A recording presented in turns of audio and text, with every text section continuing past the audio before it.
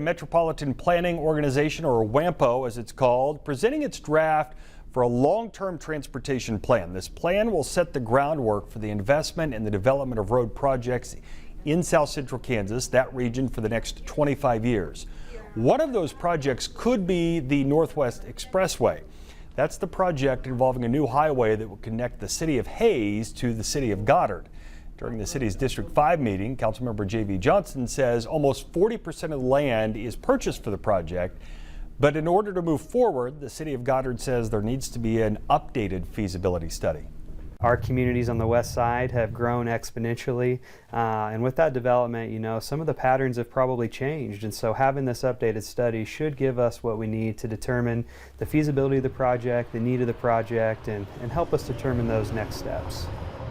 We're told tonight that project currently not part of WAMPO's 25-year plan. Storm Team 12.